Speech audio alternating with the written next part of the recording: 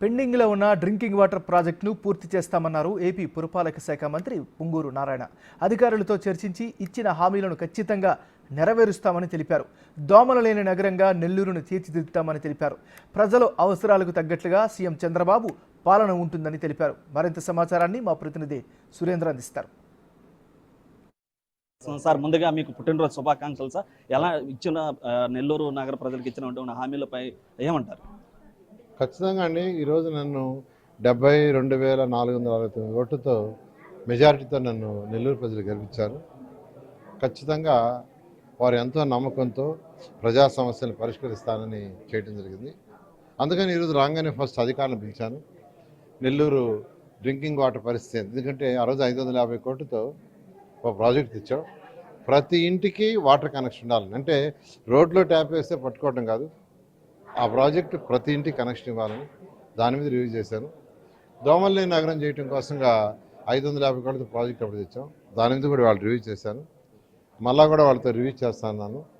అంటే అధికారులతో కూర్చొని డిస్కస్ చేయాలి. పార్కులు కూడా ఆ రోజు చేసిన పార్కులు కానీ ఇంకేమైనా పార్క్ స్థలాలు ఉంటే ఐడెంటిఫై చేయమన్నాను, అవి కూడా చేస్తా ఉన్నాను. ఖచ్చితంగా నెల్లూరు ప్రజలు ఎంతో ఆస్తి గెలిపించారో వాళ్ళ ఆస్తిని అమ్ము చేయకుండా వాళ్ళకి కావాల్సిన ప్రజా సమస్యలన్నీ సాల్వ్ చేయడం జరుగుతుంది. ఇచ్చినటువంటి హామీలకు సంబంధించి ఇటు అధిష్టానం నుంచి ఎలాంటి సహాయ సహకారాలు తీసుకోబోతున్నారు? ఖచ్చితంగానండి. యాక్చువల్గా ముఖ్యమంత్రి గారు ఎంతో పాజిటివ్గా ముందుకు పోయే ముఖ్యమంత్రి. ఈ అన్నా క్యాంటీన్స్ కూడా, అంటే ముఖ్యమంత్రి గారు చేసిన 5 సంతకాలు అన్నా క్యాంటీన్ ఉంది. ఆ అన్నా క్యాంటీన్స్ కూడా ఆ రోజు మున్సిపల్ శాఖలోనే పెట్టి చేశాం.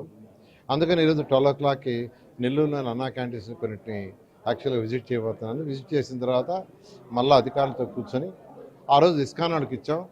మళ్ళీ ఇస్కాన్ వాళ్ళకి ఇవ్వటమా లేకుంటే టెండర్లు పిలవటం ఎలాంటి లీగల్ ప్రాబ్లమ్స్ చూసుకొని ముందుకు పోవడం జరుగుతుంది. మొదటి 100 రోజుల్లో ఎలాంటి హామీకి ప్రాధాన్యత ఇవ్వబోతున్నారు సార్? ఆ హామీకి ఎలాంటి చర్యలు తీసుకోబోతున్నారు మొదటి 100? వీటన్నిటికీ యాక్చువల్గా స్టడీ చేయాలండి అధికారులతో కూర్చొని. దానికి ఒక 10-15 రోజులు పడుతుంది. వాళ్ళందరితో స్టడీ చేసి తర్వాత ముందుకు పోవడం జరుగుతుంది. జగన్మోహన్ రెడ్డి గత 3 రోజులుగా ఇటు శాసన మండలి సభ్యులతో కావచ్చు, ఇటు ఎంపీలతో కూడా సమావేశాలు ఏర్పాటు చేస్తున్నారు. అయితే కూడా ఇదంతా గత ప్రభుత్వం ఈ ప్రభుత్వం చేసినటువంటి వాటిని కూడా ప్రజలు కూడా బేరేజ్ వేస్తున్నారు. ఇటు జగన్మోహన్ రెడ్డి చేస్తున్నటువంటి వ్యాఖ్యలపైన మీరేమంటారు? అంటే ఒకటేనండి, వాళ్ళకి 151 సీట్లు 2019లో ఇచ్చారు. ఇప్పుడు 11 సీట్లకు లిమిట్ చేశారు. దాని అర్థం ఏంటంటే ప్రజా అవసరాలకు తగ్గట్టుగా ఆయన పరిపాలన చేయలేదు. క్లియర్. ప్రజల అవసరాలకు తగ్గట్టుగా పరిపాలన చేసి ఉంటే ఖచ్చితంగా వాళ్ళే గెలిపించేవాళ్ళు. వాళ్ళకి 11 సీట్లకే లిమిట్ చేశారంటే ప్రజలను దృష్టిలో పెట్టుకొని ప్రజలకు ఏం కావాలో చేయలేదు. ఖచ్చితంగా మాకు 164 సీట్లు ఎన్డీఏకి ఇచ్చారు. ప్రజల అవసరాలను దృష్టిలో పెట్టుకొని ముందుకు పోవడం జరుగుతుంది.